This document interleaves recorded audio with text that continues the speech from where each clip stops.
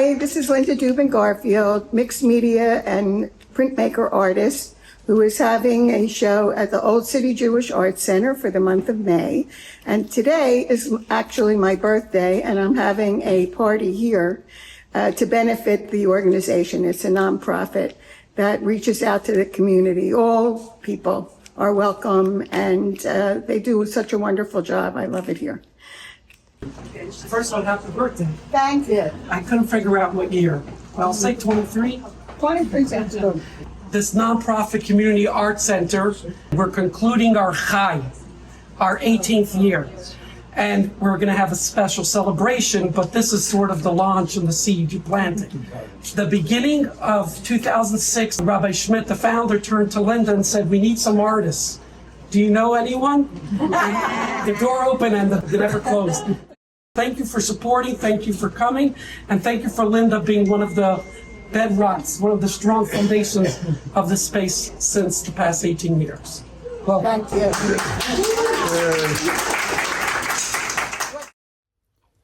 I am a huge fan of Linda Dubin Garfield.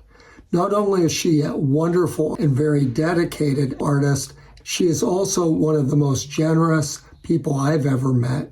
Linda and her group, ArtSisters, is constantly raising money for worthy nonprofit organizations. I asked her to talk about her art career. So I always wanted to be an artist. I remember when I was 8 years old that that's what I wanted to be. And I majored in art in high school. I graduated in 1961 when the hippies were a rage. And when I told my mother and father that I want to go to art school, they said, absolutely not. Drugs, hippies, you're not going to art school. So I went to Temple, the main campus, and I took 4 courses that they gave in art. Dr. Gundersheimer, I remember, was one of the teachers, and Neil Koch. They both also taught at Tyler, which at the time was in Elkins Park. And I always took art as a hobby. I would go to Fleischer, I went to Mainline Art Center, I was taking a lot of different courses. And in the early 90s, I came across printmaking and I fell in love. The squish of the ink, the smell of it, the surprise when you get it out of the print press and you see what happened is sometimes great, sometimes not. It just captivated me, so I started doing printmaking. And after about 3 years, my teacher, Francine Shore, suggested that I take a mixed media course that she was giving. Her theory was never throw anything out. So I had a pile that the public never saw. They were the ones that didn't make it. She said, you use those and then put stuff on top of it and make them better, and then they'll be fine. So that's what I did, and it worked. So I had tons and tons of wonderful, but not quite good enough to show the public. You know, they were okay, but they weren't great. But I made them great. So I became a printmaker mixed media artist, and that's what I've been doing now for quite a number of years. And it's very gratifying, and I love it. And I'm also so lucky to be able to be an artist at this time of my life that I make sure that I share the art and I share the money that I make from the art with charities and with donations to different causes. And I started ArtSisters, which is a pleasure for me because I was a teacher and then a guidance counselor for many years in the Philadelphia school system.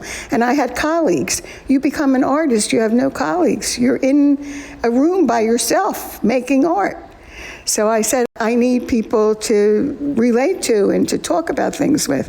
And one of my friends who was an artist, I said, you know, you're like my art sister. We should really start a group, and we did. And it's actually their 20th anniversary as well. So that's it. That's what I do, and that's what I feel very blessed that I can do. Linda, I am in awe of people who just seem to be not only good artists, but good people. And I'm particularly jealous when they seem to be good artists, good people, and happy people. How do you do that? Give me some advice. Oh, gosh, I'm lucky. It's luck. And maybe it's outlook, like you look to the brighter side of things and appreciate what you have and not what you don't have, and make the best of things. I mean, I'm fortunate that I'm doing what I love to do, and I can do it. If I had to pay the rent, I wouldn't be able to do this. But I don't need to do that at this stage in my life. So I can just appreciate the art for art's sake. Can art be therapeutic? Have you ever had art students who benefit just from the process of making art? I think you do benefit from the process because you're creating something new and you feel good about that and you interact with other people. I do mixed media workshops now, which I love and adore.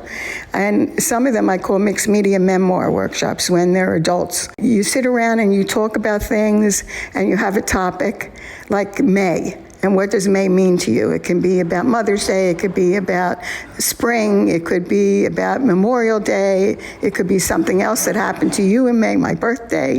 People start talking and they interact, and then you're cutting and pasting and coloring, and it just is a fun time and a relaxing time. And you get to know things about people that you wouldn't normally know. It's really very therapeutic, I think. I did workshops at the Philadelphia Children's Theater for kids. So I don't call it memoir. They're 6 to 10. But they had a great time, and it's so much fun to introduce them and show them different materials and see people enjoying making art. I love it. How did you come up with the idea of having an actual retrospective for your birthday? Usually you have these wonderful dinners at your home and you invite everybody to make collages and then raise money for some wonderful cause.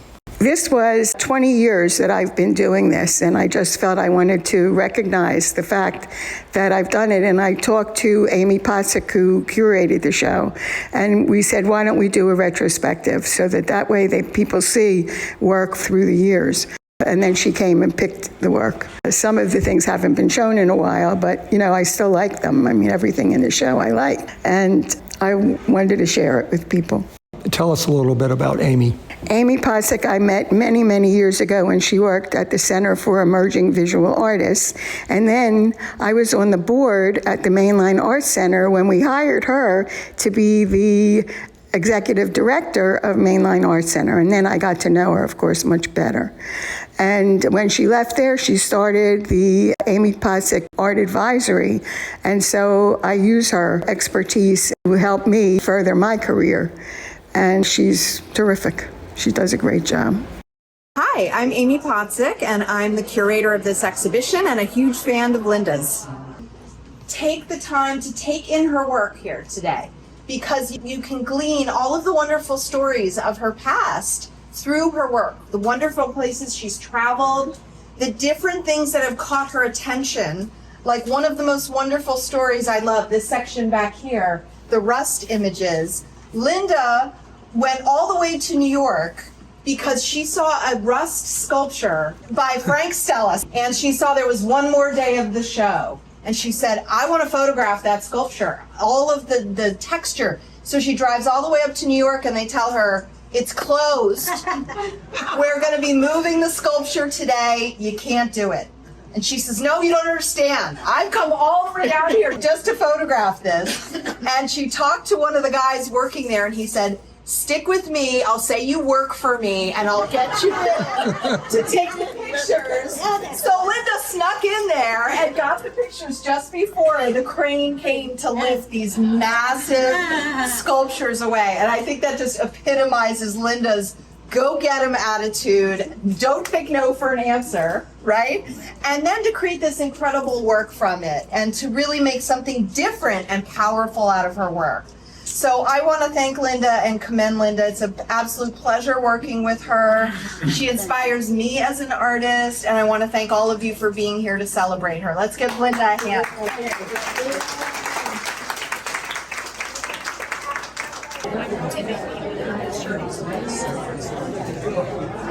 All right, let's go.